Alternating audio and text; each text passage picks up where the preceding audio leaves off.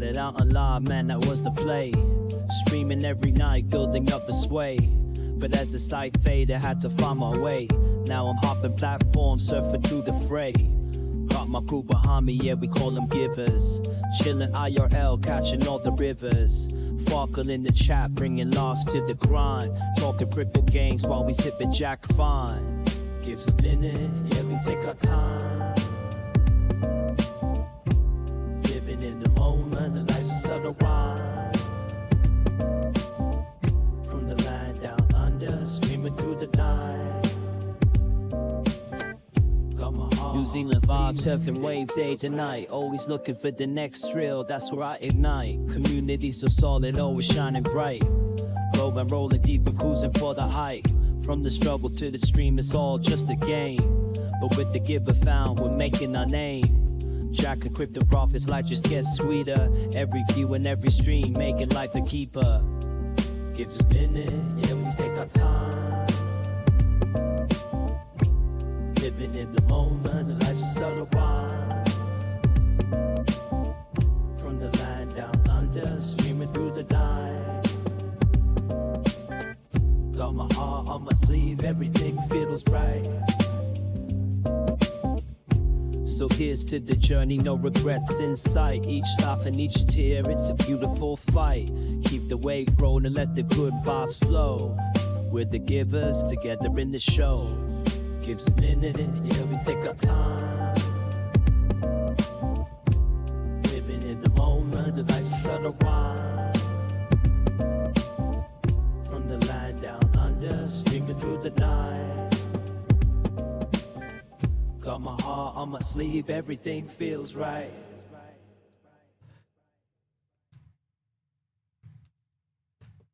Awesome. My stream deck's not working. What the hell? Hold on a second. Why am I not seeing a stream deck? Shit.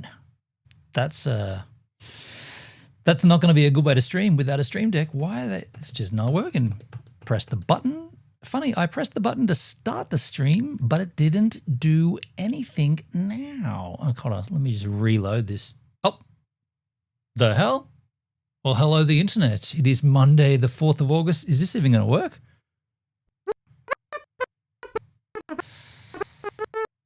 Okay, what's going on? That's, yo, how you doing, Dale? Wow, what's going on? Why is this so jittery? I am very confused as to what is going on here. I thought we'd sussed this shit out yesterday. I'm just going to close down some things. Is it working now? Close down some things. Hey. Wow, dude. Okay. I don't know. I don't know what to tell you. I tell you what I might think about doing. I might consider taking a monitor out of the system because I don't know if my laptop is just going, no, I'm not in favor of all this stuff. I was before and now I'm not. That could be it. Either way, I'm just getting a lot of issues that I've never seen before, and I can't stream like this. Should I do that now and then restart this thing as a test? Because I really want to dig into this crypto. I want to dig into this Midnight Airdrop, the Glacier drop, but I can't do it if I'm going to be consistently wondering if this is functioning correctly. Why? And my system is, the fans are on. Why are the fans on?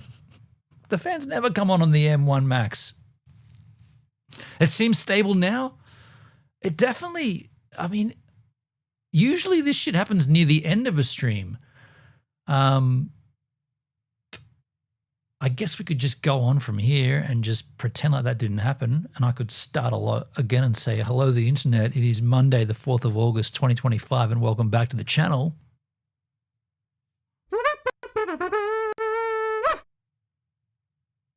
Even that's not great. It's glitchy, right? It's glitchy. I don't know. I don't know if I can do it. And also my Soulbound TV chat's not coming up. No, it's not. Let me test it again. Now it is. And now it is. Of course it is now. It wasn't when I started the stream. Okay, so what I might do, I might I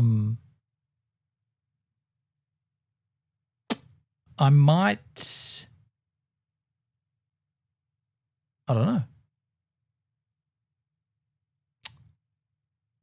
Something's wrong. It's all Soulbound's fault. Yeah. It's all Soulbound.tv's That's fault. going to be weird. That is going to be weird.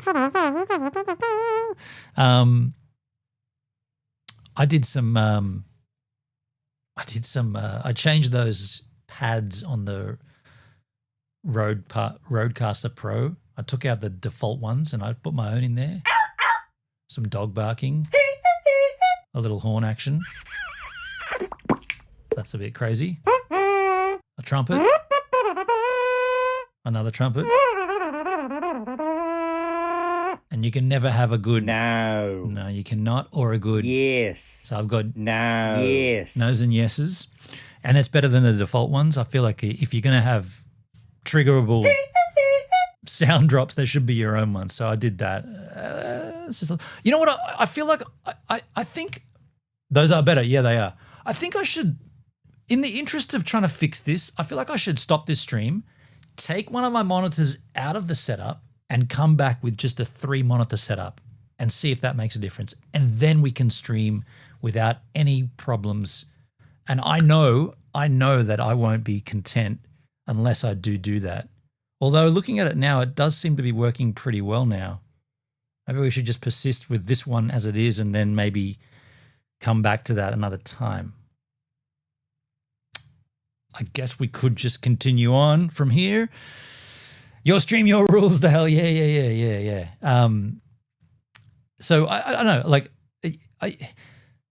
the other thing is, do I need the 3 monitors? I don't think I actually need that 3rd monitor on the stream. We did need it when we were doing, and we will be doing music streams again. That's when we needed that extra monitor that was specifically for music.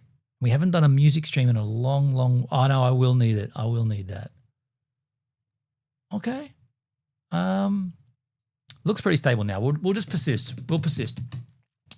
So the Midnight Airdrop, folks. This, we should be having tunes there. Little background audio. That might be a bit loud. Bit loud, maybe. Actually, I'm gonna just check something on Soulbound TV. I can show it to you. I'll show it to you now. Check this out. So on Soulbound. Check this out. Hey. On Soulbound.tv, you have these things, requests. Where was it? I saw it before. Now it's not here. It's not there now. Okay, I thought I saw someone said requesting a party or something. Start party mode. I don't know what that means. Add sponsor. By the way, is that background audio a bit too loud?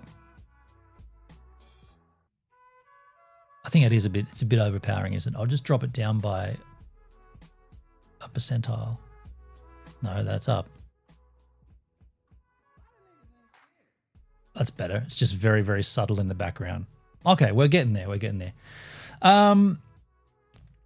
So anyway, Soulbound.tv, I thought there was some requests here to join a party or something, and I don't see them now. That's a pop out of the chat. Don't need that. Close that shiz.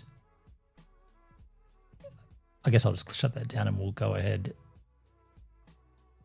Close the window. So the Midnight Airdrop. Why is that still open? I just closed it. Close window. What the fuck is wrong with this? Close window.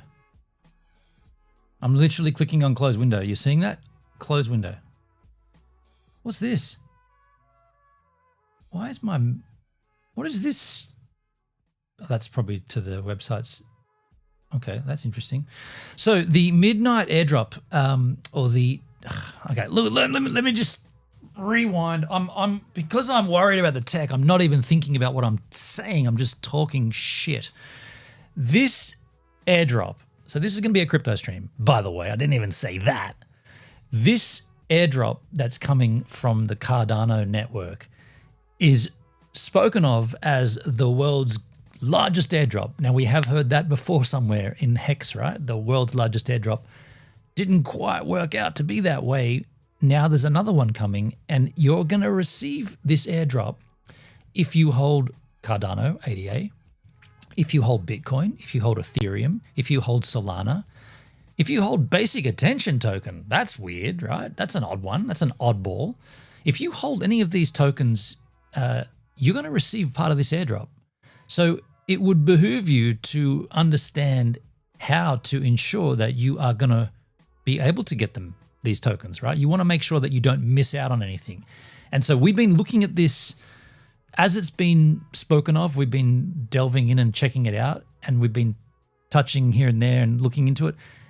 Time's gone on. I've been a little bit busy, let's say, with other things. I haven't looked at it for a while. I feel like we should look into it. We should take a look at it and make certain that we're up to speed on what this is and how to receive it. So with that in mind, let's read it.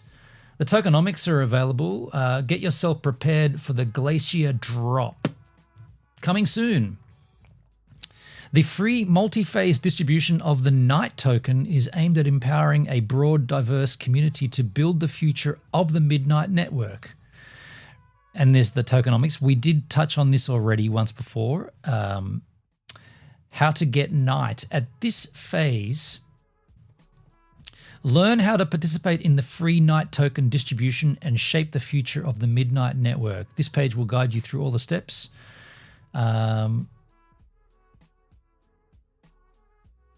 Why have I already got an allocation there?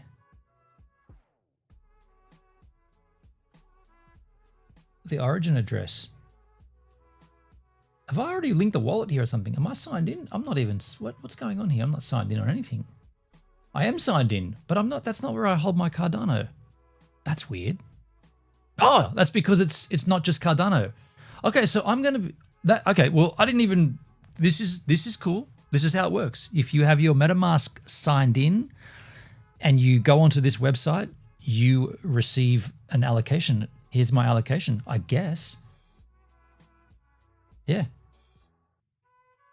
I'm connected. Your origin address is eligible for a Night allocation of 1,837 Night tokens. Can I just stop for a second? I'm just going to get off there. I'm just going to confirm. I did not think I had my Cardano. I don't think I do.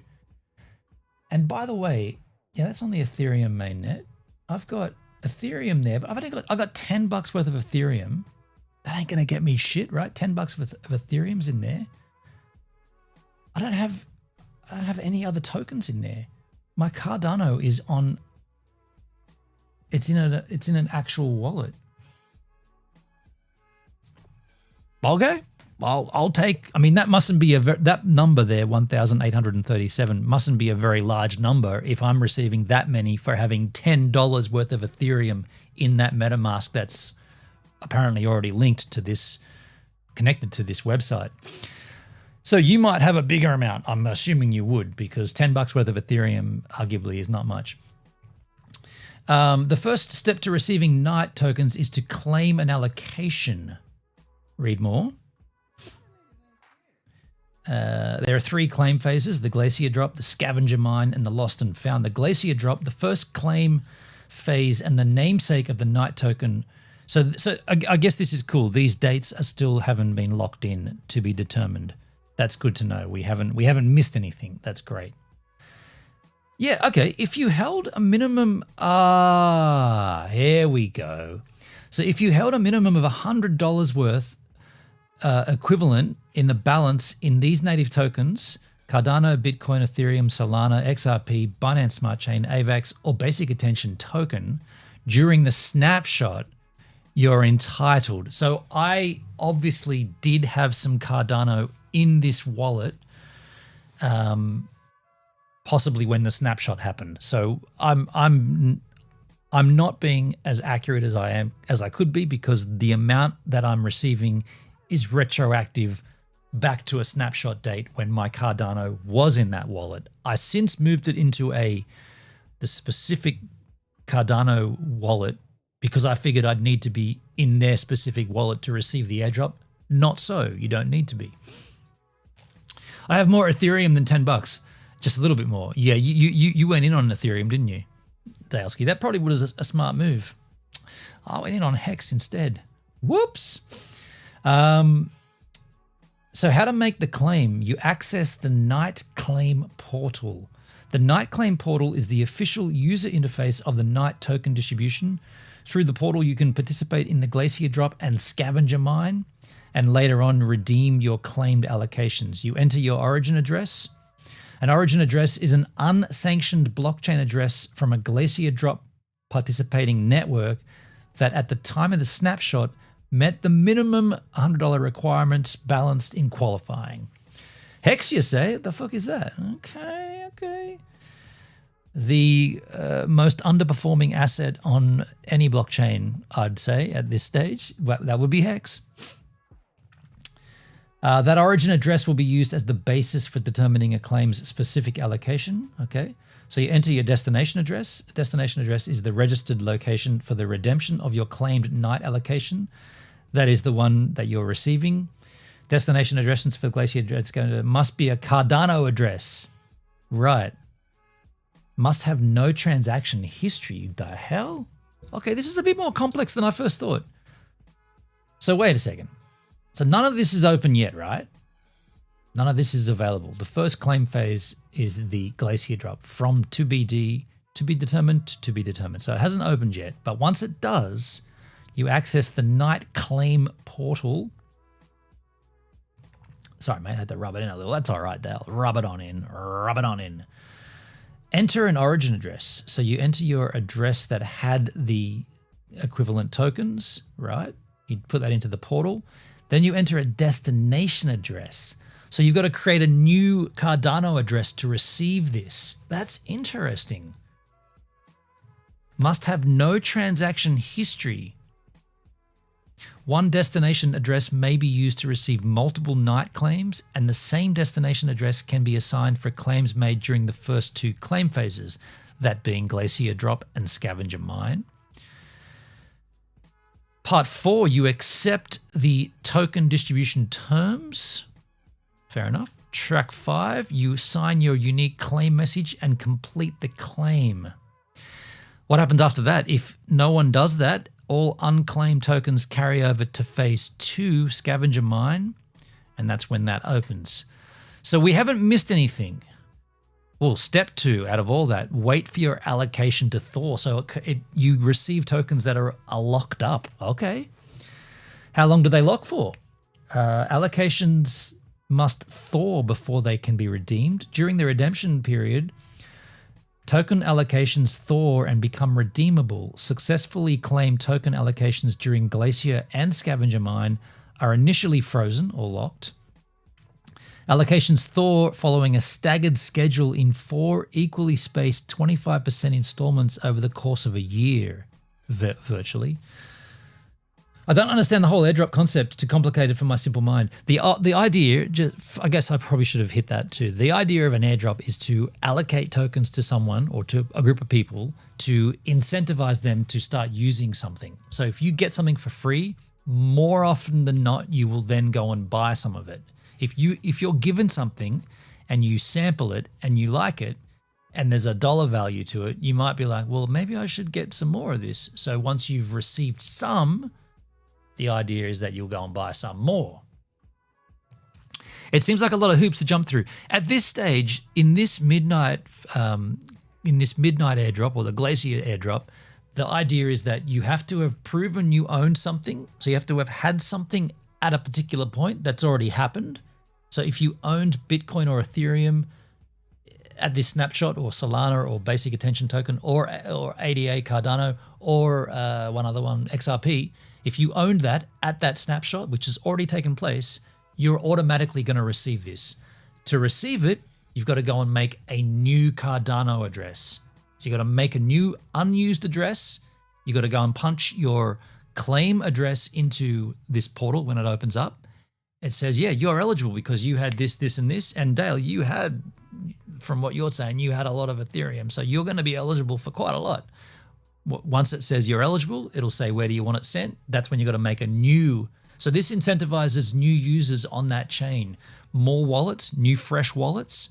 And they'll also be trackable because those wallets all were generated after the claim phase and after the portal opened up. People will start making these new addresses. They'll get their tokens. They'll get sent to this new address, and then you can do whatever you want with them after they unlock. So once you've got them, but you don't have them because you can't do anything until they start thawing 25% over the course of 360 days, basically a year. Thank you for explaining all this stuff. Thanks, man. Yeah, no worries, Dale. It's interesting. It's interesting because it very literally is free money. It literally is free money. You are receiving a token based upon some ownership of something else, and the token you're receiving has a value of, at launch phase, probably nothing. Otherwise, then they run in the risk of an initial coin offering with a dollar value that they don't want. They want to offer it to you as nothing, but then the network and the users determine the price. You get something, and then it accumulates a value, and then you can do whatever you want with it. You can either hold it, sell it, assuming it's unthawed. It's got to take its 360 days to unthaw. It's a reward for having faith in the investment and buying more. Well, you don't need to buy more. You can just receive what you're going to receive and be done at that point. And a lot of people do. People just take the free ones and run, right? The famous one was the Uniswap airdrop. People made a lot of money on that. But if you wanted to, you could buy more. You don't have to, though. I made a mistake. I bought a little more Cardano when I first heard about this. I thought, okay, well, they're going to favor those that hold Cardano more than any other cryptocurrency because this is all based on the Cardano chain, right? So I figured I should buy some more. So I bought a little more. Then I get an announcement from old mate Charles Hoskinson, the dude behind it all, the Richard Hart, if you like, of the Cardano chain. And he says, oh, the snapshot's already happened. So you have to have had it then. And I was like, but I just got it now. It's like, bad luck. You bought it late. You should have had it earlier. So I have Cardano. I had a little. Now I have more. But the little I had is the part that they're going to factor in for the allocation of this airdrop. I'm a little pissed at that, to be honest. But it's just the way it goes, right? It says here, this is kind of interesting. It says, for each individual allocation, the first thaw falls randomly between 1 and 90 days, with subsequent thaws following every 90. So for the first 25%, it could happen on day 1 or it could happen on day 90. That's kind of weird. Yeah, so there's the thaw schedule, unlock 25, 50, 75, 100, between 1 and 90 days, 108. Yeah, so interesting. What you need to do, each thaw at 25% share of the allocation unlocks. Each thawed share can then individually be redeemed. I'm assuming there'd be a chance at that point to relock it as well if you want to stake it into the system and prove your worth. What happens next? After the last allocation thaws, the night claim portal will remain open for redemptions for another 90 days. So that's interesting. So if you didn't do anything, like if you didn't pay attention to this and you missed out, you do have a window of 3 months, 90 days, to take action. If you don't, the portal closes and bad luck, I guess. Part 3, redeem your allocation. To complete the process and receive your night, you must redeem your allocation after it thaws. Yeah, you got to pay attention to this. You can't let it slip, let it slide. And these dates are to be confirmed. None of this is set up yet, but the process is in place. Redeeming is the act of transferring thawed tokens into your destination address during the redemption phase. It's the final step to complete the process and receive the tokens claimed during Glacier and or Scavenger Mine. You may choose to redeem each share of your allotted tokens as they thaw, or wait until they fully unlock to redeem the whole allocation at once. Now, why would you want to do that? Possibly to avoid multiple transaction fees. Each redemption involves a Cardano transaction requiring you to cover the cost. So that's exactly what I just said. You'd probably best to just wait and let them Do it in one transaction. So how to redeem your allocation? 1, access the night claim portal. Oh, we just did all that. We did all that. Yeah, okay. What happens next? After the redemption period ends, the night claim portal may be taken offline, and any unredeemed allocations must be manually redeemed by their owners. Oh, shit. So we don't have dates here for this yet, but what we do have, what I like to do, is take a look at someone explaining this better than I could. Here is a YouTuber by the name of the Crypto Mark, and he's about to tell us exactly what I just told you from 2 weeks ago. Let's take a look. What you got for us, Mark? Play it.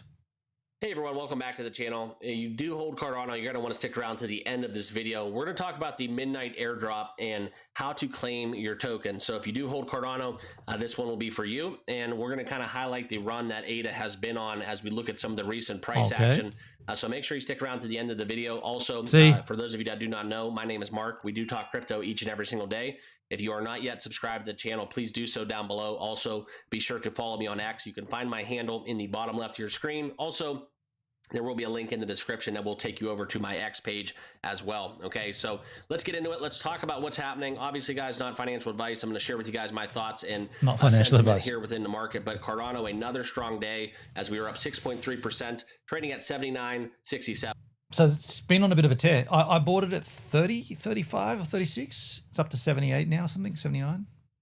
So a lot of people out there doubting ADA. Feel free. All right. Welcome to FUD. I do like anybody who wants to fade me, but I do believe in Cardano ever since I bought my first ADA token back there at a way whopping price tag of about $2.90. So wasn't the best trade I've ever made. I did accumulate a lot at that $1.90. You bought it at $2.90 and now it's at 70 cents, 79 cents, and you're happy about that? That's a loss. Range as well, and also we were buying Cardano at 19 cents, so did a little bit of help and good for my cost basis, but we are not stuck in it because I am a believer in Cardano, and I've always bought my Cardano with a 2030 mindset where we're headed. I did that all with the perception and the belief that one day Cardano would hit a $9 to $12 price. All right, come on, get to the drop, dude. We don't want to know about your woes. Know your guys' stories. Leave me a comment down below, and we will talk about the Midnight Airdrop right now. So let's get down into it, okay? But before we do, if you are a crypto trader out there, we will talk about this now. But before we do, so we won't talk about it now. So we're not talking about it now. You're going to give us an ad. Come on, dude. It's only a loss if you sell when it's down. This is true, Dale. This is true. Should also be true about Hex then. What's good for one is good for the other. Fees as well as that 10% first time deposit bonus. Okay, so back into it. How are we going to claim these Midnight Airdrop tokens? Okay, within this Glacier drop, this is the step-by-step instructions that's coming. Now, the reason we're watching this is it's always good to get a second person's perspective, and I might have missed something in my retelling. So it's always important to get multiple takes.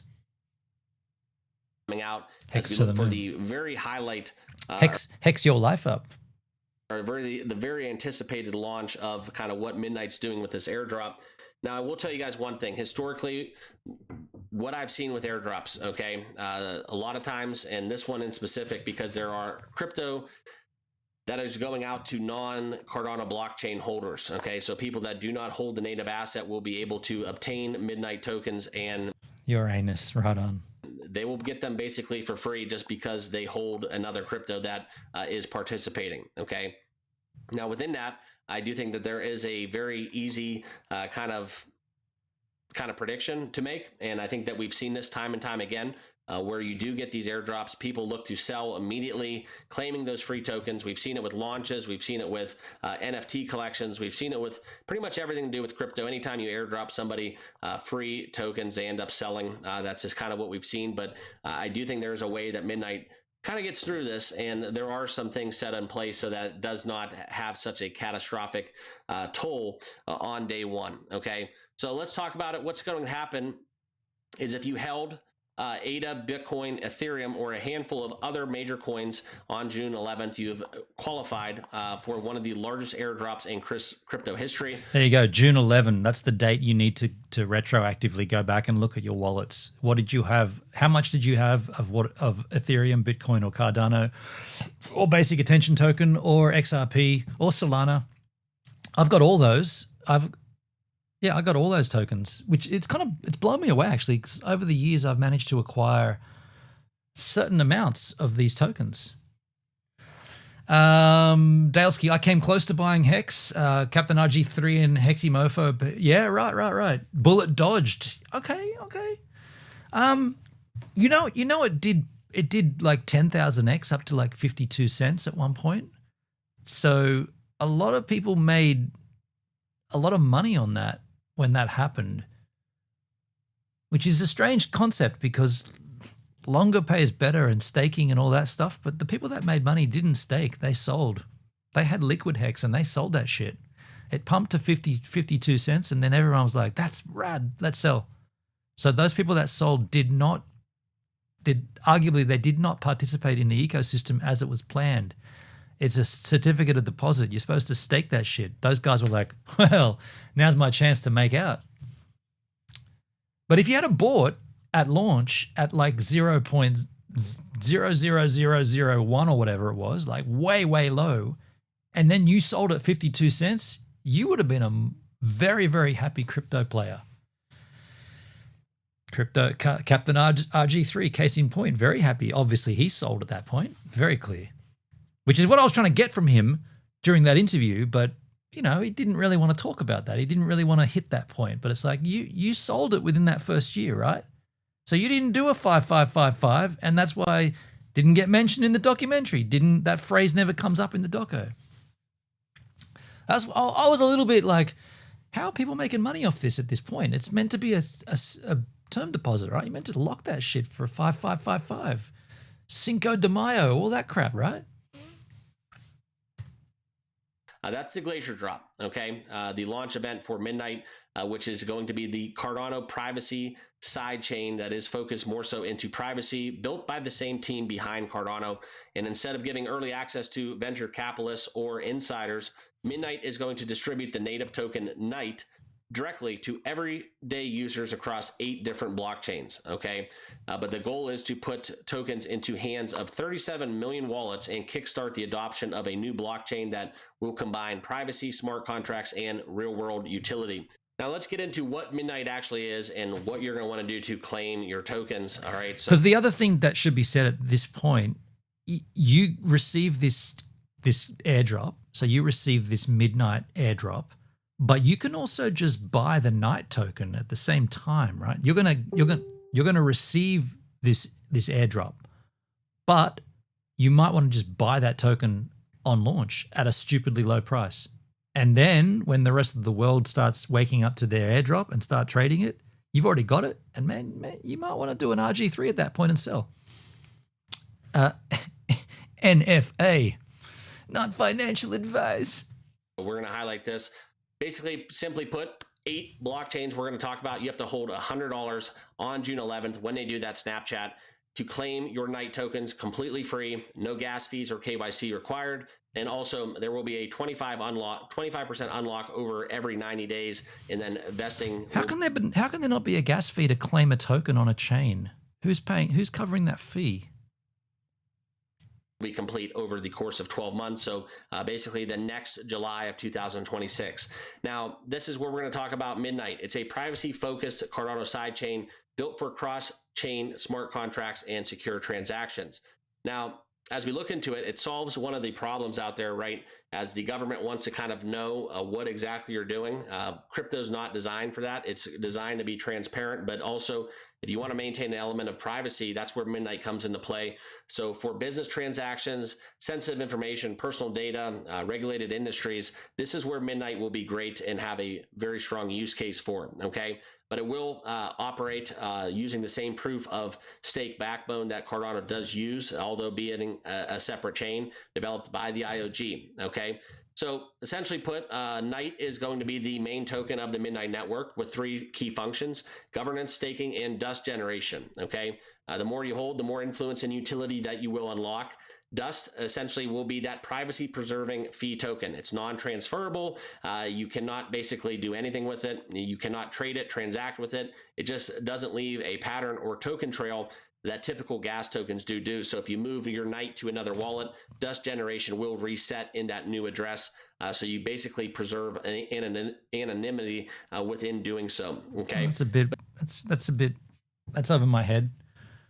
So the dust token is self-generated to do what? Go back. So if you move your Night to another wallet, dust generation will reset in that new address. So you basically preserve anonymity. It's a non-transferable credit that your Night holdings generate automatically, solving 2 problems. It removes volatility from crypto fees since dust isn't traded on exchanges. So you need to use dust to make the transaction, but it has no value because it's not traded. Protects your privacy because dust transactions don't leave visible patterns. Okay.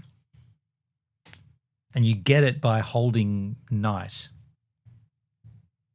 Okay. Generation will reset in that new address. So you basically preserve anonymity within doing so. Okay. But the Glacier airdrop, this will be Midnight's way of distributing Night to the public. Now, like I said, it's going to be aimed at 37 million wallets over 8 blockchains. This is something where you look for Cardano, Bitcoin, Ethereum, Solana, BNB, AVAX, XRP, and the basic attention token will be recipients of the Midnight airdrop. Okay, you only need to have 1 to meet the threshold. However, if you held multiple, you will be able to claim eligible. You may be eligible to claim multiple claims. Okay.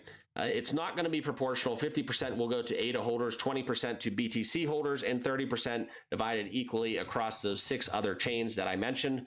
And also, I don't really agree with this as being chain neutral because, like I said, it's proportionally distributed and allocated a little differently depending on which chain that you did hold crypto in. Now, how to claim?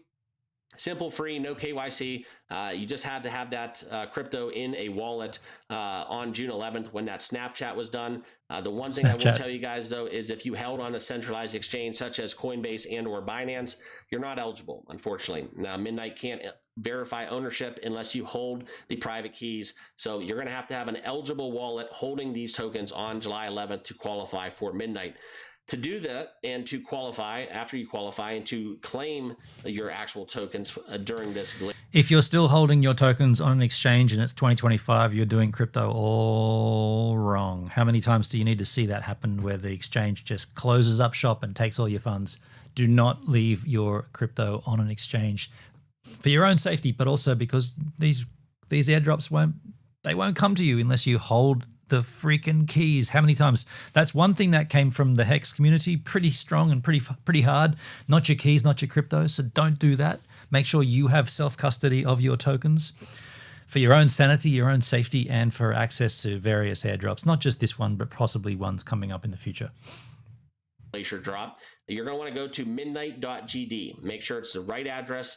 Do not fall victim to a scam, a fake, fraudulent. 100% agree with holding your creed. Yeah. You got to, Dale. You got to. If you're leaving it on an exchange, you're basically leaving it up to someone else. Like the idea of having crypto was so that you don't leave it up to someone else. You don't need a bank. You don't need someone else to tell you when you can access it and who you can access it through and what times and how much. And you want it. It's your own. Keep it yourself. Keep it in your own wallet. No questions, exactly. That's what crypto was basically designed for, right? That's its selling point.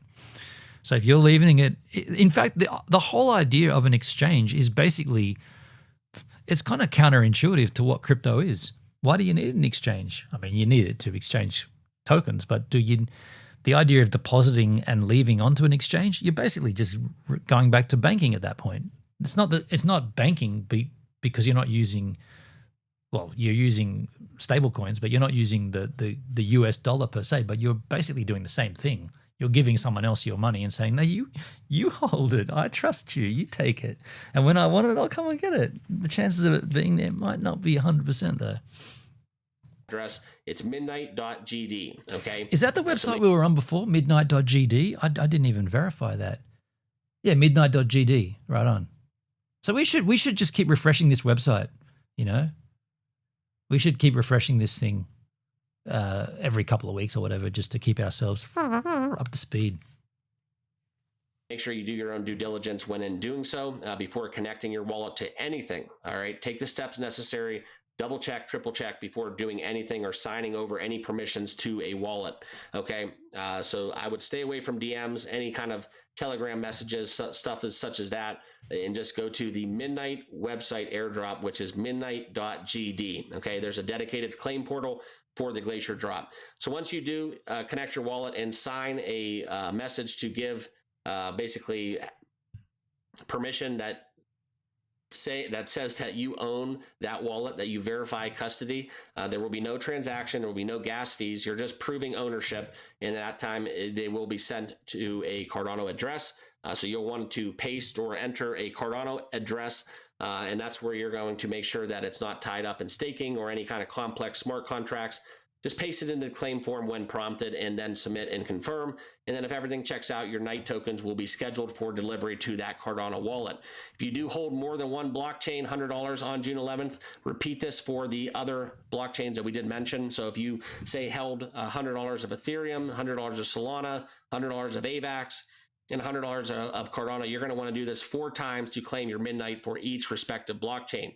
Okay, we talked about it, how they do have that set in place where to prevent dumping, there will be basically that cliff with investing, but also it will have a full distribution plan that will roll out in 3 phases. Phase 1 will be the Glacier drop. It's a 60-day claim window where you'll have 60 days.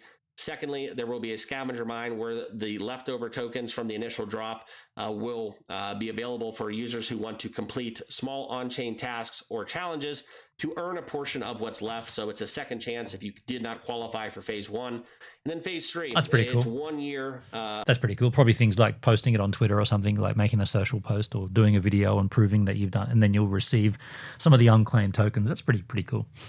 I'm sorry, it's 4 years after July. Basically, you will have an opportunity in a window to claim your Midnight tokens. Let's say you didn't know about it, you lost track of it, basically, or essentially you just didn't claim your tokens in phase 1. That's where you have a 4-year window to claim during phase 3, called the lost and found. Now, after you claim, we talked about the cliff that will be there. Full unlocks will be after a 1-year time period. And then from there, guys, the bottom line is this is going to be something where you're going to have the biggest airdrop right now that we will have of the summer. It's a chance to get something for free without paying anything, essentially. So if you do hold $100 in any of those 8 blockchains, you are eligible. Actually, on June 11th. Sorry, I don't have $100 worth of basic attention token. Since I've been using the Brave browser, I probably acquired about maybe $20 worth. So that's a bit of a shame. I didn't buy any more. That's all good. 11th, if that snapshot did include you, to claim your Midnight tokens. All right, so that's where. So what's the purpose of these kind of things? Maintain interest.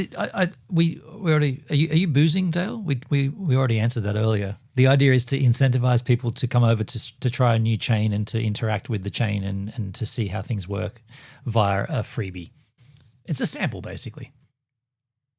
So I do recommend getting everything ready, getting your ducks in a row, so that when that window does open on June 11th, that you are, or I'm sorry, in July. I don't know exactly what the date will be. That way you're ready to go. Your wallet is set to where you're going to receive. So he did this video 2 weeks ago. The date's not even there yet. We don't have a date right at this point. I'm just going to close that because we don't need to know about anything more. But yeah, he's got that wrong. We don't actually have a date. It's still coming soon. There it is, the midnight.gd website. Still doesn't have anything up there. So at this particular point, we can claim, but we can't do anything else. Sorry, we can't claim. We can post our address. Not boozing. Maybe I needed some sleep, though. I get foggy when tired. That's cool, man. Oh, it's all good, dude. What I'm going to do, I'm going to take a break myself, going to grab myself a coffee, come back, and we've got some tabs up the wazoo to check out. We got some tabs here. We got tabs right on. We got what we have wrong about living on the moon. Dammy Lee, living on the moon. I don't know about living on the moon. I thought we were going to Mars. I'm going to get a coffee. I'll be right back if my stream deck works.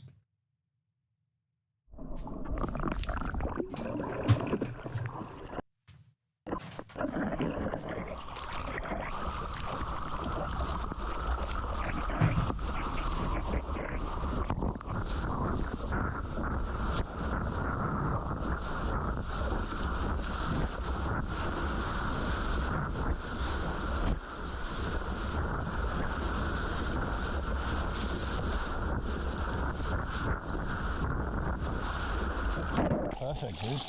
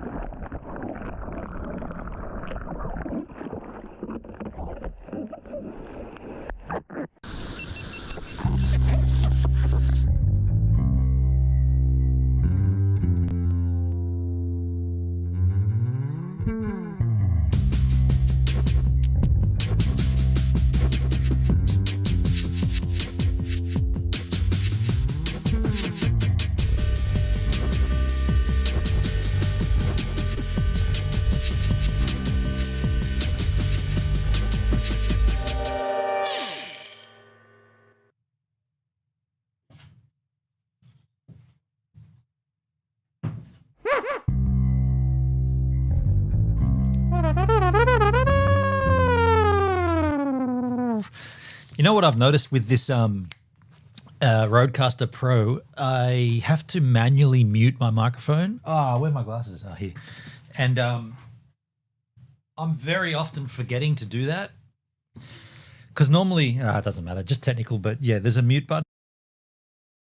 If I don't mute it, then it doesn't get muted. Let's move on. A coffee has acquired itself close by. Here we are. What have we wrong about living on the moon? A channel called Demi Lee. Could have at least one habitat on the moon. Because NASA, ESA, China, Russia, and Japan are all racing to get there. And some of the... By the way, this is not crypto related. We've moved on from the crypto. And it's cold back here, so I got myself a jumper. Proposals are wild. And I got to go see some of them. From origami modules to underground colonies inside lava tubes. But the moon is, well, it's brutal. Imagine 14 days of night, 14 days of sun, freezing cold, sweltering hot, no atmosphere, radiation, and the constant danger from meteoroids. I mean, sure, maybe we could survive, but could we really live there? And how important is architecture in all this? Because designing a place to feel human, that's a whole different challenge. space.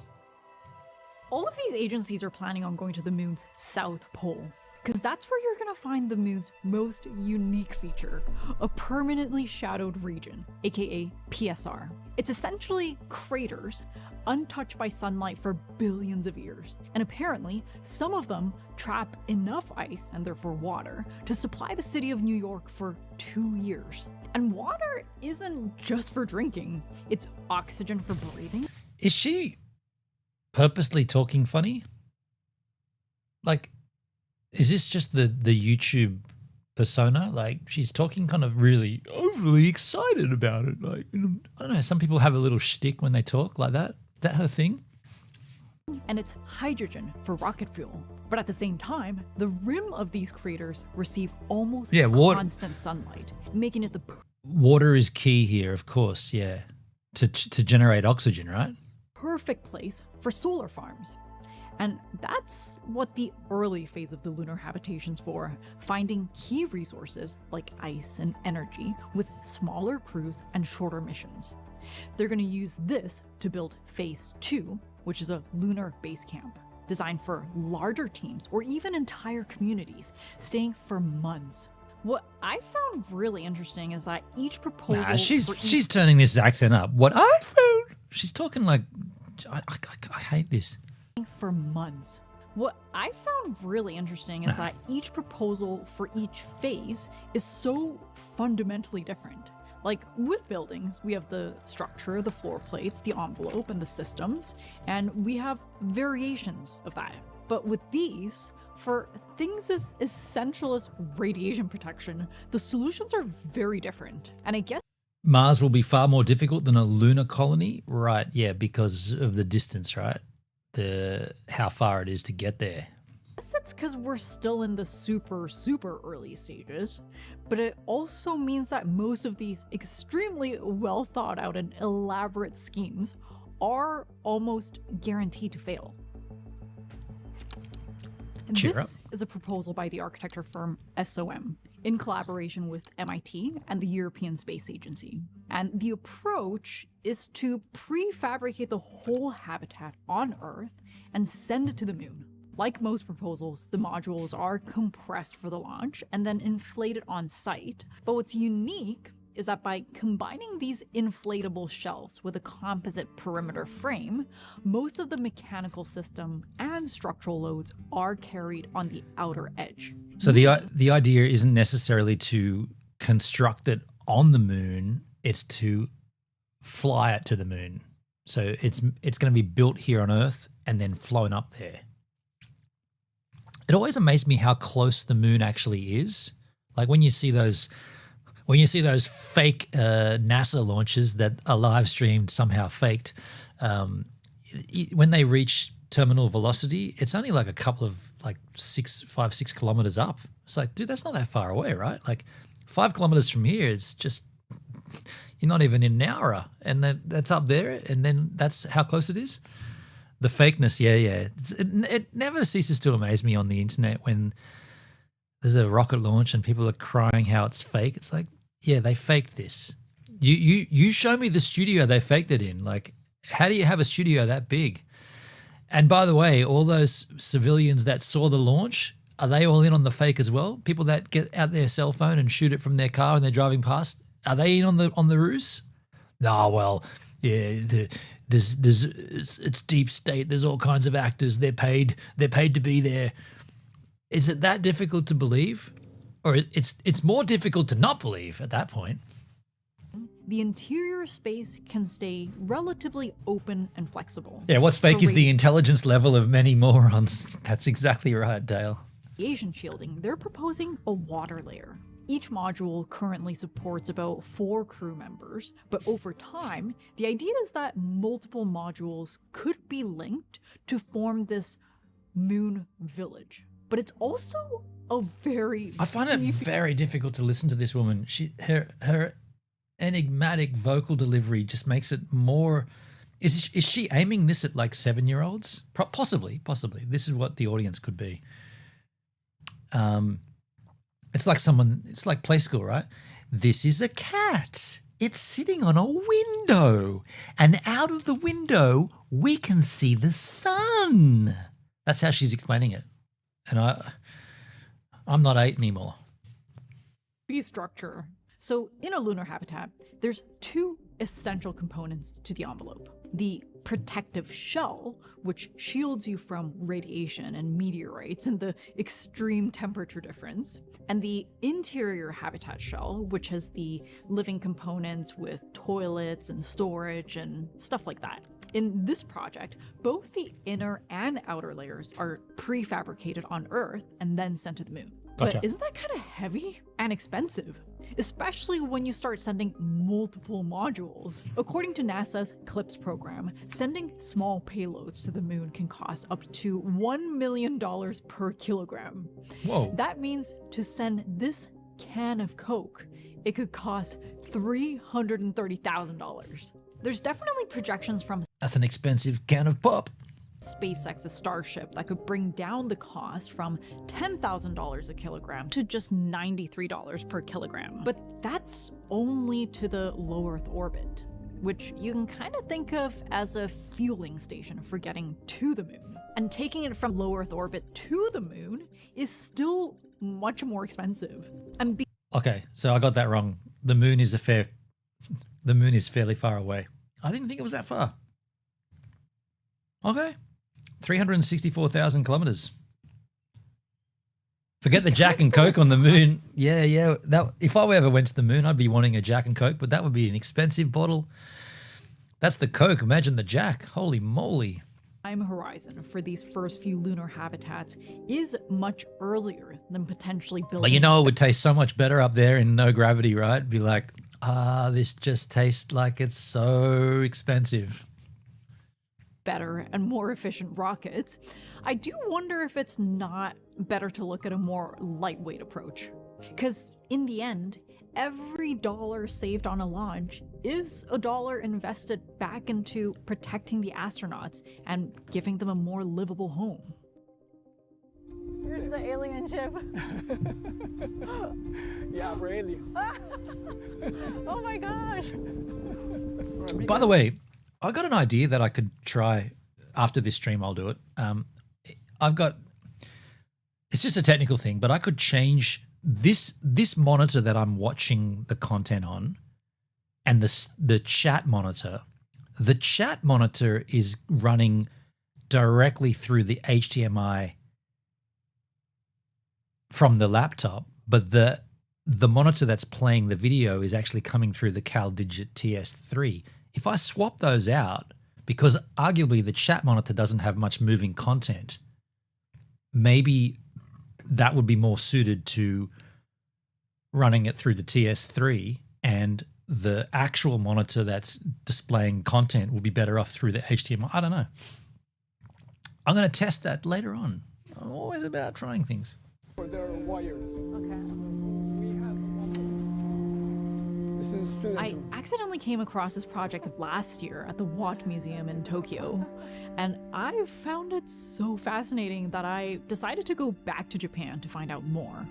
Because unlike Party on a the lot of moon. the other habitat proposals, in a way, this is a fundamentally different approach. Instead of building on top of the crater, these modules leverage the existing geological features on the moon by placing them inside the PSR, or a lunar lava tube. If you don't know what a lava tube is, they are super cool. Over 3 billion years ago, the moon was a big ball of magma. Over time, the lava started to harden on the outside, creating this crust layer, but the lava inside kept flowing. Then some of that lava underneath leaked to the surface, leaving behind this hollow tunnel. When a part of the roof collapsed, it creates this opening that they're calling a skylight. They're actually quite common on Earth, like in Hawaii or in Iceland, but the ones on the moon, they're much bigger. Some could even fit entire cities inside. Dang. The existence of lunar lava cubes has been debated for years, but recent data from orbiters strongly suggests they're real. It's only not officially been confirmed because we actually haven't been there. So wait. now- for there to be lava tubes, there needs to be lava. For there to be lava, there needs to be oxygen for fire, right? What am I missing something there? Fire needs oxygen to breathe. Does lava need oxygen, or is lava so hot it just burns without any oxygen? I think I'm missing something. I can't be the only one that's thought of that over these generations of the exploration in space. How can there have been lava without oxygen? Now we essentially have a natural cave that can provide protection from radiation and meteorites and even the extreme temperature fluctuations. And get this, temperatures deep inside a lava tube stay around negative 20 degrees Celsius year round. And near the end, This is Hendrix Link. He's a good man, even if he's a pain sometimes. You guys have sorted out your differences though, right? You guys are on, you're in love again. Peace and love. Peace and love. Yeah, you guys are good, right? I think you're good. entrance close to the surface, it can actually reach up to 17 degrees Celsius, especially when you compare it to the 300 degrees. We're all on the good. That's good. surface. That's good to It's hear, man. actually- That's good to hear. Yeah, you guys were fighting for a bit there. I think you're both fighting for the same cause, but somehow along the way the battlefield got muddy. Not so bad. It's practically Canada. Anyways, because these modules are designed to sit on the inside of these protected areas, it actually doesn't require such a heavy-duty external shell. The module includes an overhang structure, which drops the habitat, and there's legs that expand and stabilize the structure on the terrain. All of these elements, as well as the solar panel, fold into a single transportable system that weighs Just to cut in here and to poo-poo this whole thing, the idea of colonizing Mars or the moon or any planet aside from a planet that's got like an Earth atmosphere, you're going to be living indoors permanently, right? So like the concept of living inside forever is kind of frightening. You're never going to be able to just go out and breathe in the air and take a walk or a hike, right? Everything that you do is going to be confined to these indoor created environments. Now, fair enough, they might have, they might create like an indoor desert and they might create an indoor rainforest, but it's all inside, for want of a better word, in the dome, if you like. Do we what is space on, and when I say space, I mean physical space, like the area, is the area on Earth so limited that we can't go and live somewhere else? We've got to go to a place that doesn't have an atmosphere, and we've got to make ourselves be comfortable inside of a constructed dome to live. Surely there's enough physical space on Earth that we can go somewhere that hasn't been populated yet and just live there and breathe the air as per usual. Colonizing would need to be limited to, say, like a 1-year excursion because, right, humans wouldn't be able to stay inside of a lava tube in a constructed zone for their whole life. Like that's not practical, right? Now the moon's close enough to go forward and back, but Mars they're talking about that being a one-way trip kind of thing. So if you sign up for that, you're not coming back. So you're going to be out there in these things, like I just don't see that being practical. But then again, you go to Dubai Airport and you're inside this world of wonder. It's like that's inside an airport, right? It's so big and there's waterfalls and relaxation zones, and you don't know that you're inside because it's so big and huge and wonderful. And I'm sure that's what they'll do here, but it'd trip your mind out knowing that you're inside, and therefore why has it got to be on the moon? It could be anywhere, right? You don't have to be on the moon to do that. If you're colonizing the bigger project, the bigger thing that they should do is try to create an atmosphere, not necessarily create a habitable structure of underground mazes that you live in. Try to change the air so that you can breathe it. The moon is approximately 3 to 4, 5 days each way. Mars is more like 6 to 9 months travel. Is that right? I thought it was a bit longer than that. Each way, yeah. Yeah, okay. Yeah, okay. 8 to 10 metric tons.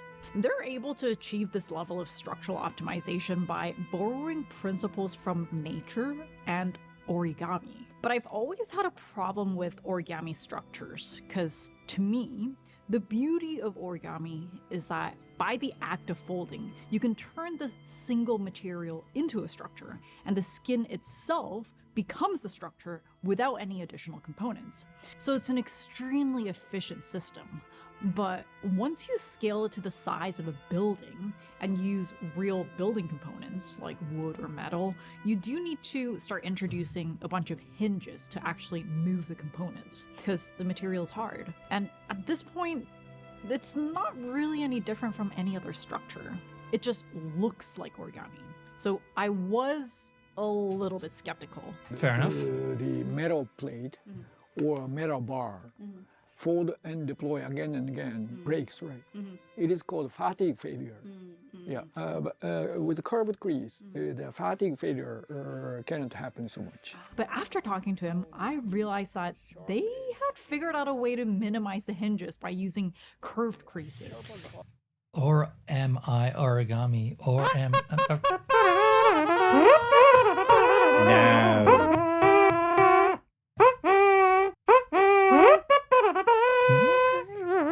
I can play trumpets along with you, man. Yes. If you want to trumpet it up, I'll trumpet you up. And introducing what he Level calls 33. Sakura dimples. Good lord. Right? Yeah. Oh yeah. Right. Essentially, these dimples introduce rigidity to the panels, meaning you can control where it folds. It depends on quite a lot of things, actually, like the placement and also the shape and depth and density, and even the sharpness of the dimples. Experimenter. Like this. So it deploys like this. Yes. And you hold like this. Yeah, you pull. Like this. It's pretty cool. So after the hundreds It's like a of slug. testing, first with wire models and then with large-scale mock-ups, they achieved an extremely lightweight structure that snaps into shape by adding air pressure. It's an extremely passive deployment system that can be deployed without a crane or a robot.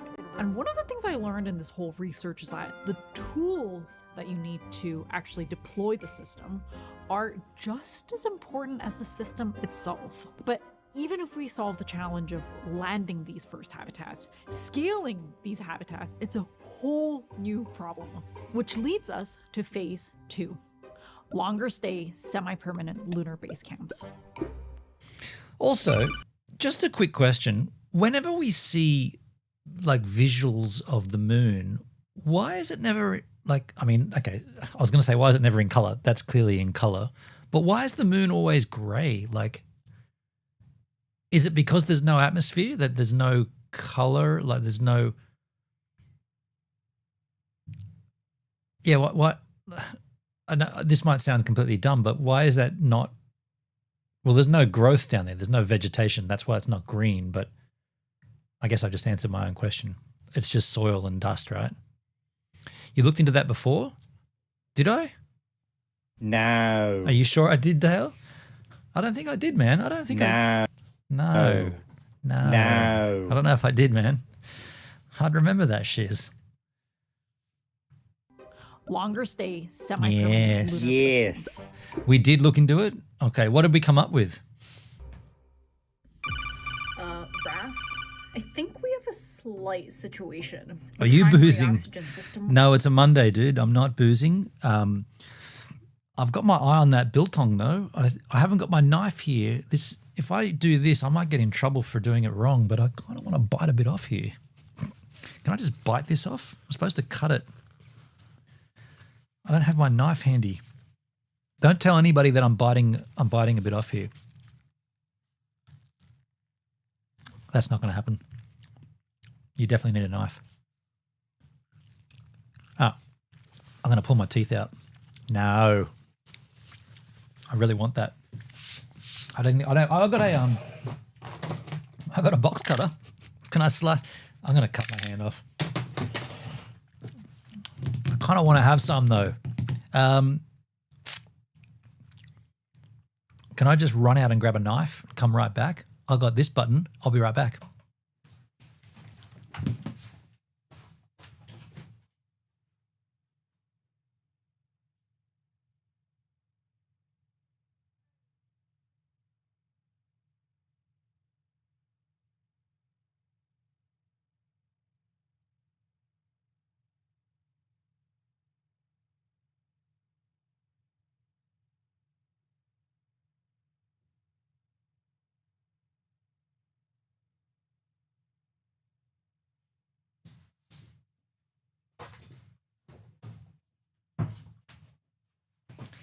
All right, that's handy to have that button there, I got to tell you.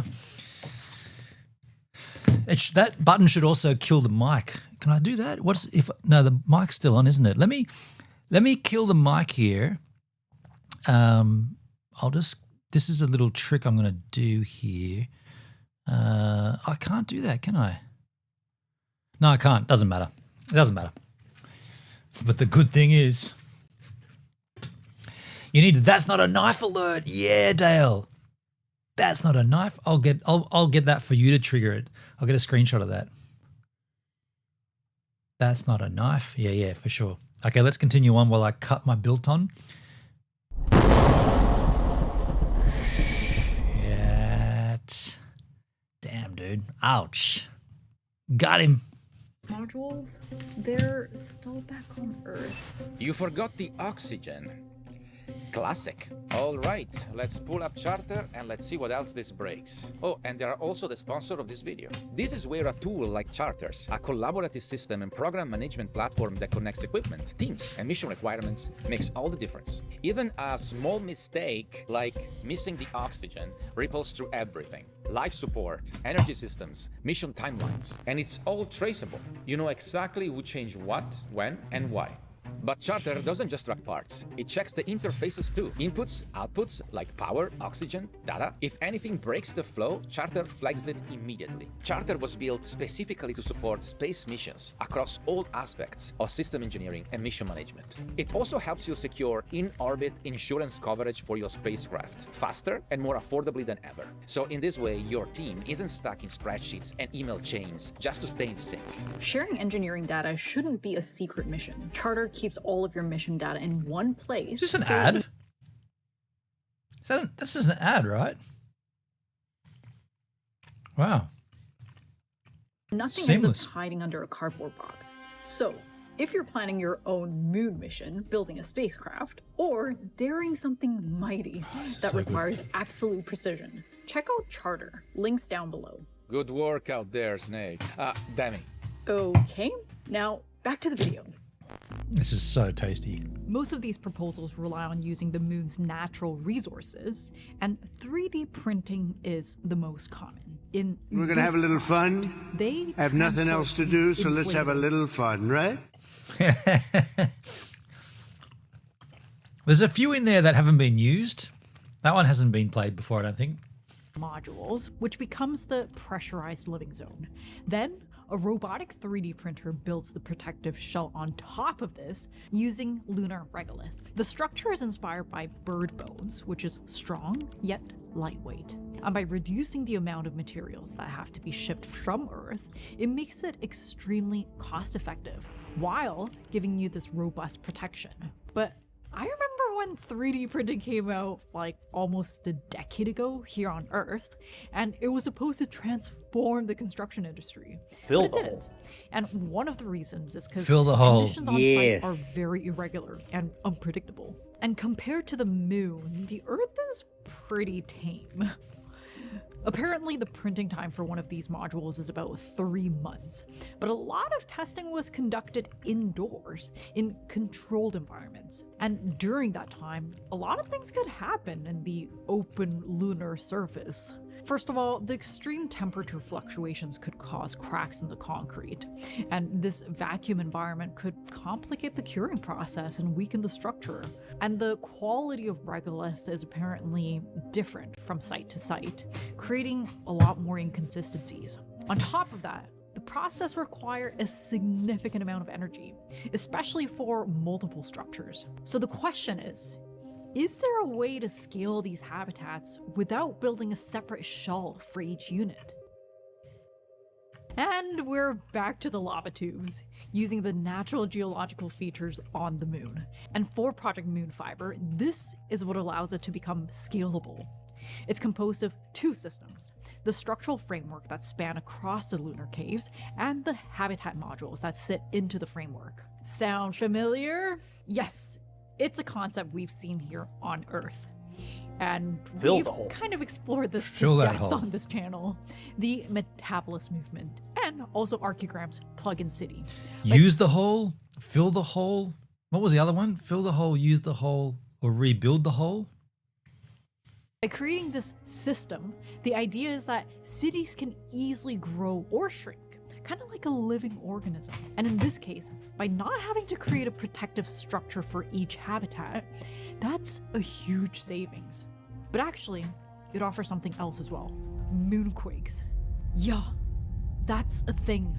The lunar surface is also uneven and unstable, and regolith itself is sticky and abrasive, and apparently it can lead to this thing called dust contamination. So the supporting structure is actually a really big challenge when building on the moon.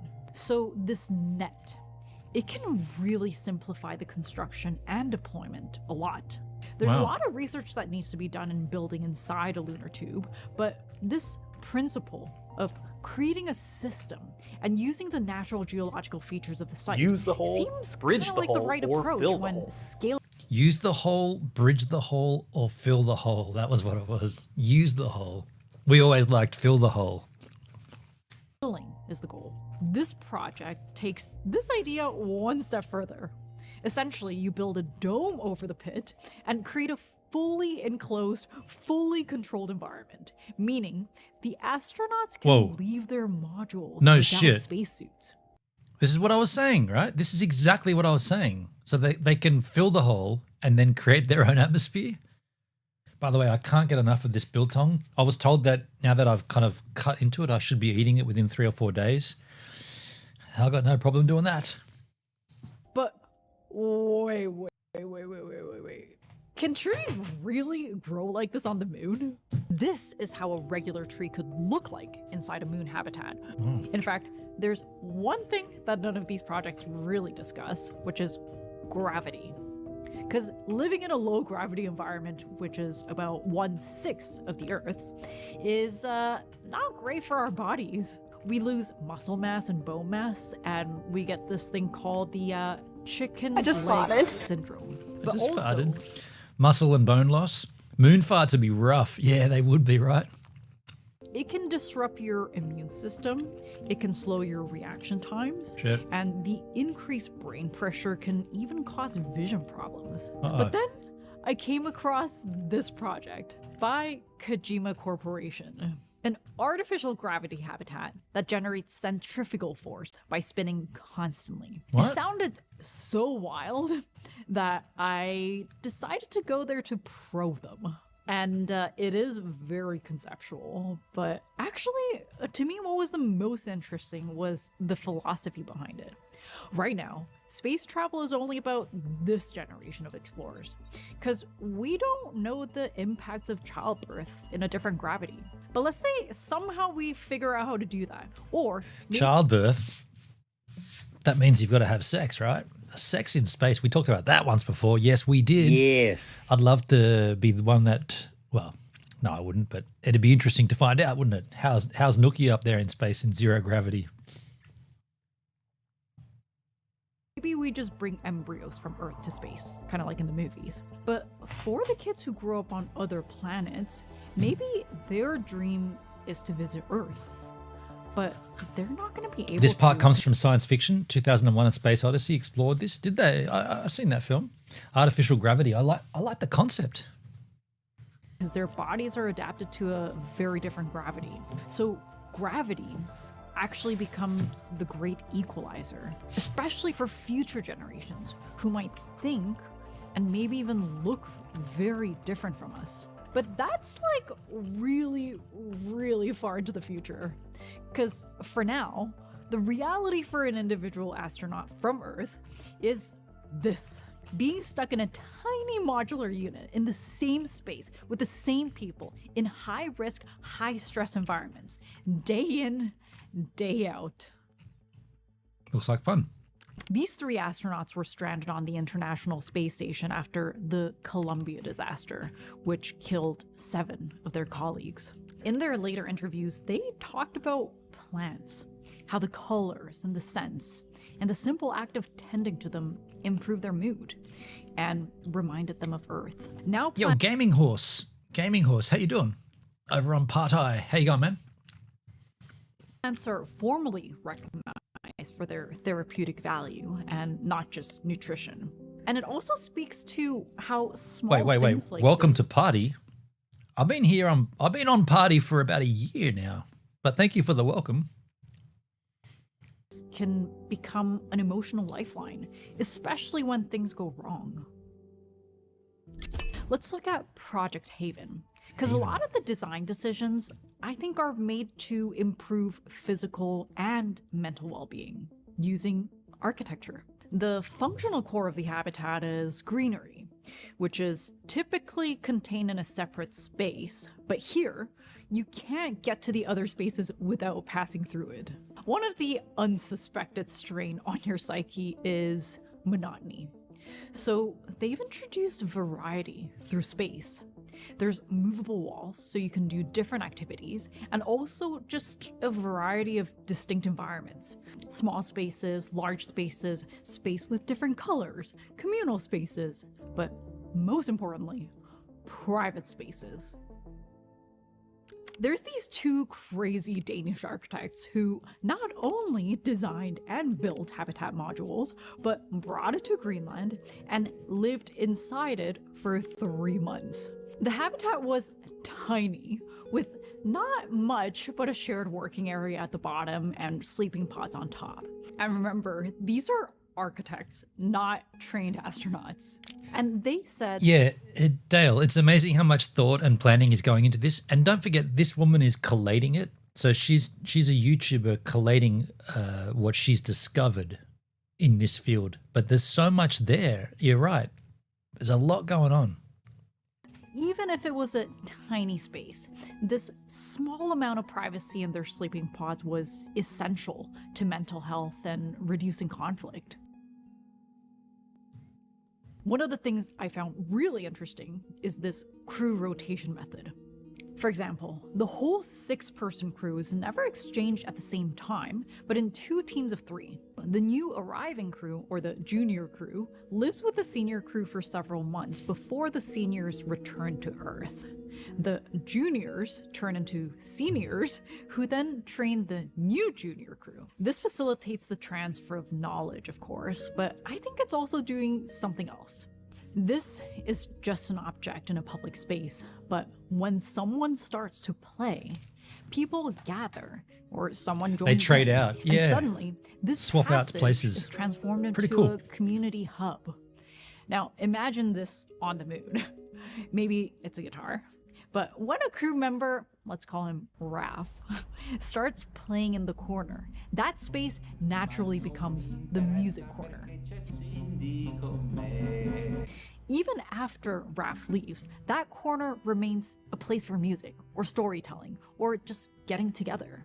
Urban planners call this concept placemaking. But the act of turning a space into a place that can carry memories and traditions, it's a group effort. Every crew member has to actively participate in this.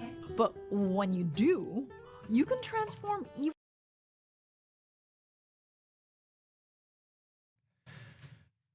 Apologies.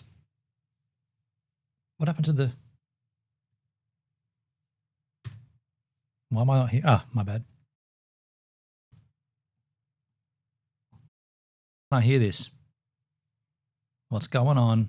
Ah, another planet. That's why. But there's a pretty big Idiot. argument against space travel. Why are we spending billions of dollars going to other planets when we have so many pressing issues here on Earth? But for me, the answer is here. Phone cameras. They trace back to NASA's Voyager and Galileo missions, and they were built to explore deep space. And there's countless items that we use every single day that was developed originally for space. And yes, probably only a few of these proposals will actually go to space, but each unique approach could inspire new innovations right here on Earth. And maybe the act of exploring space might just be how we discover better. Humans are made to explore. I'd agree with that, Dale. That's the idea, right? To boldly go where no man has gone before. It's in our nature. ways of living right here on Earth. Very cool. Very cool. If you guys want to learn more about this, Now- we created a research booklet that captures all of our research. Pause. I'll leave it in the I said pause. description. So The what fuck do you guys? Pause. Okay. Let's move on. Demi Lee, I didn't like her delivery, but the content was pretty rad.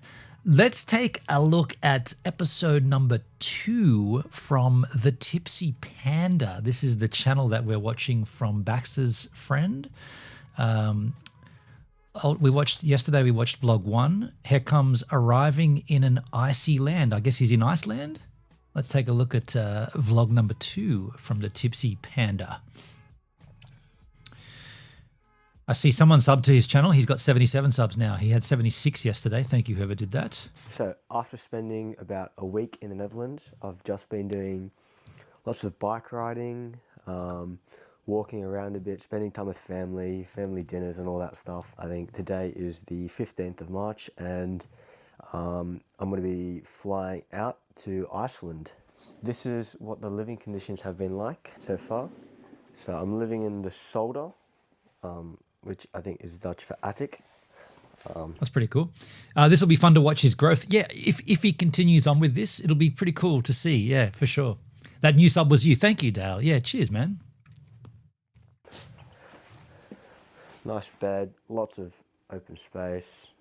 So now I'm all packed up. That's a bag that'll be going on the plane with me. This is the bag that will be going with me underneath my seat. I've had a lot of fun in the Netherlands here, having spent time with family, practicing my Dutch, which is still rubbish. In the house, it's really warm and you can walk around in a t-shirt and shorts, but outside, it's, especially when you're riding a bike and which is what everyone the cold does. air hits you really hard, you have to be wearing gloves, whole windproof jacket and long pants. But I have been outside, reached 18 degrees maybe, and it was shorts and a t-shirt, and that was fine. Made it past security, have checked out the gate. All the gates are pretty packed, so it seems like one airplane in, another airplane out pretty quickly. Boarding starts at 4, so I've got an hour and a half. I have to say my backpack is quite heavy, I think it's about 9 kilos, and I've got 2 of them to take. But that's just so I can get more stuff, edibles and stuff that I'm taking. I've got to say I'm looking forward to going over to Iceland. I know it's going to be a bit cold, but actually currently right now it's colder in the Netherlands than it is in Iceland. In Iceland I think it's going to be pretty relaxed, just let the family do most of the planning and shipping me around everywhere. Trivia question: what is the hardest language to learn, Dale? Answer is Icelandic. Is that a fact? Okay. Interesting.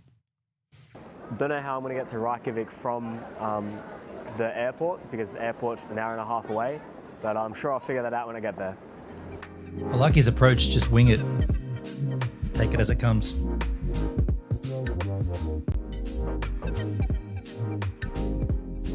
Schiphol Airport, Amsterdam, Netherlands.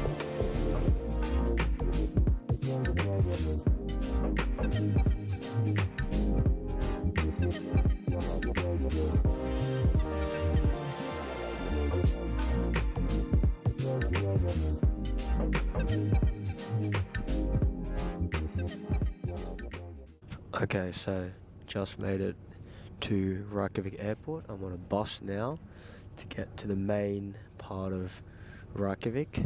So yeah, it is pretty cold, as well as the plane trip was okay. I got the exit row. I'm sure I'll clip that in. Oh my god, I have absolutely lucked out. I have the exit row, which means that I have so much legroom. Oh my days, so much legroom. Thank God for that. I just got pillaged.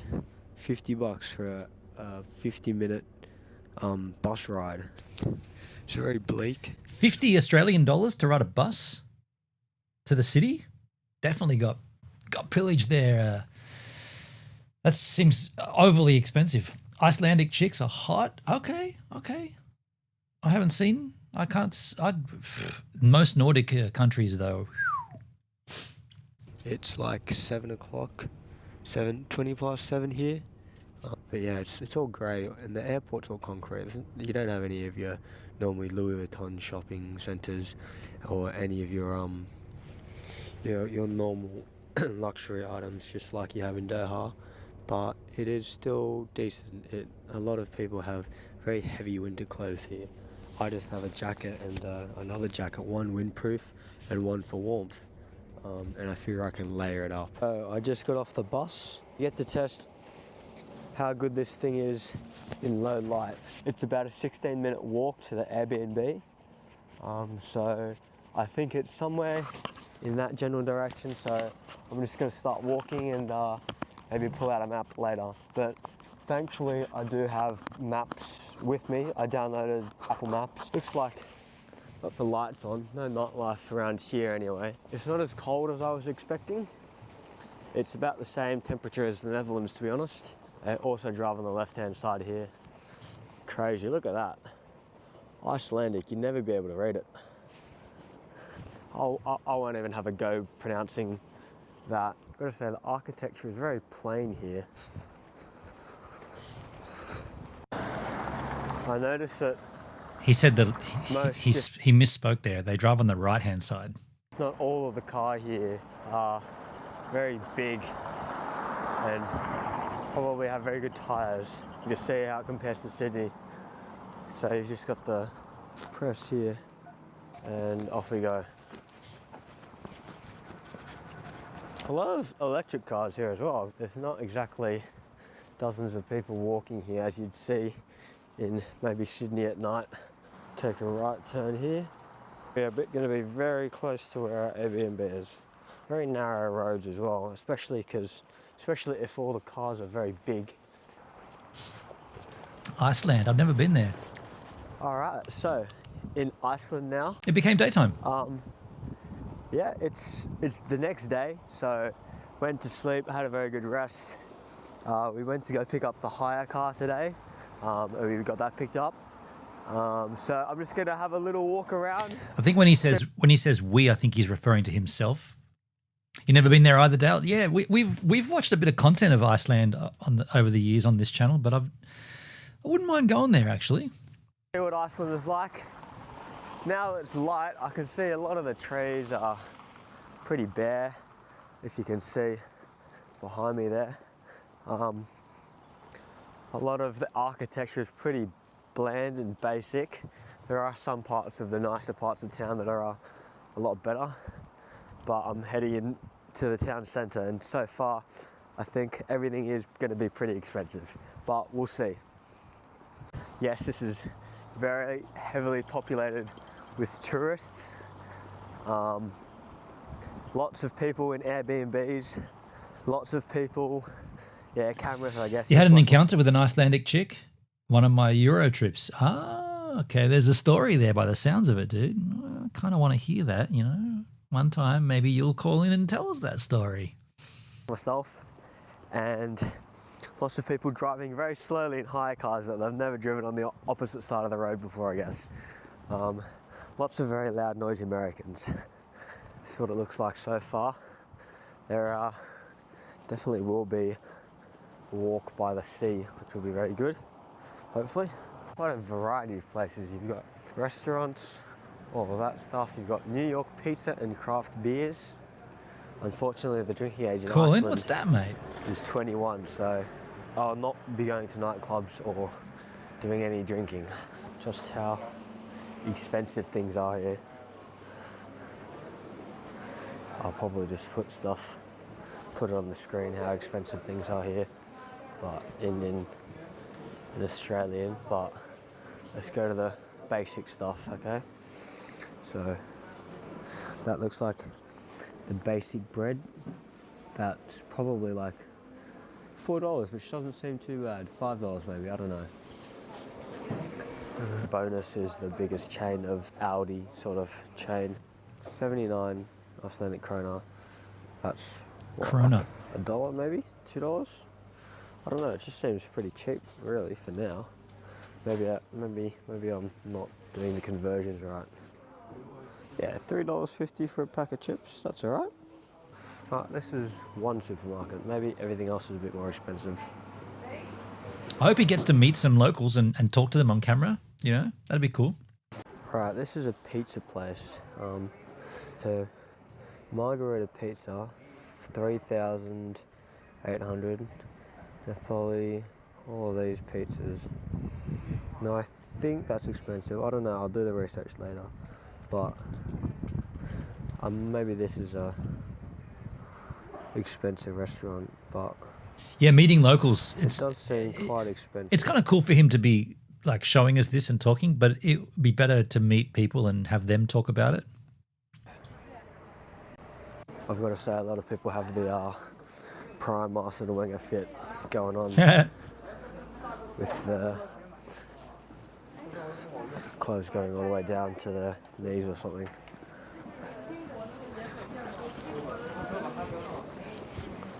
Of course, they also have Subway here.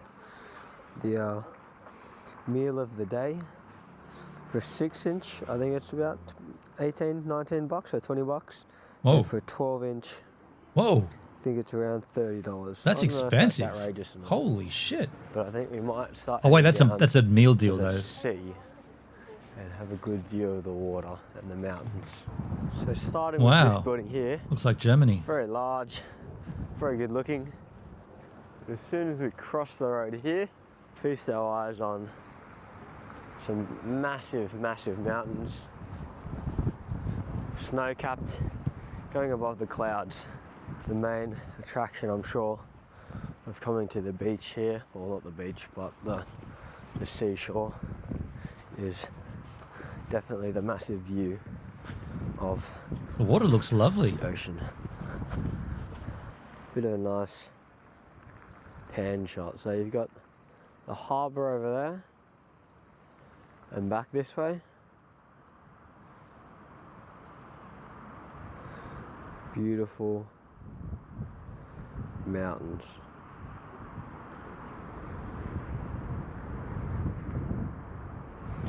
And we'll be going to the mountains a bit later on. Just stopping Cool. at this place here, I think it's definitely the case that it is very expensive to eat out. Maybe not so much just Yeah, like Scandinavian architecture and furniture. Yeah, I know the stark basic, right? Straight lines. Yeah, very abrupt. stuff from stores. sure. So small fries, 890 Icelandic krona. It's pretty So I think expensive. That's about $10. $10. And the large fries are about 15, which is fairly large. So yeah, it's not too cheap here, but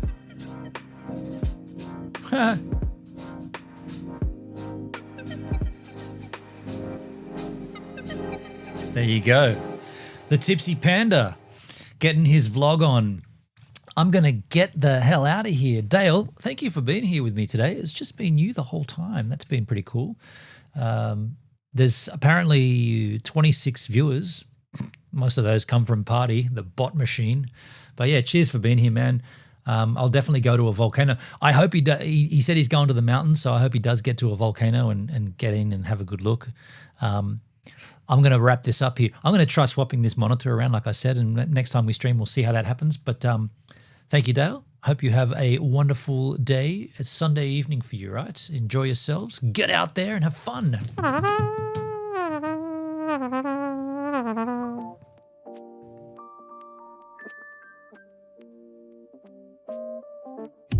Started out alive, man, that was the play. Streaming every night, building up the sway. Wait, I don't do the outro. I don't do the intro on the outro. Just end the stream, you wally. Why would you do that?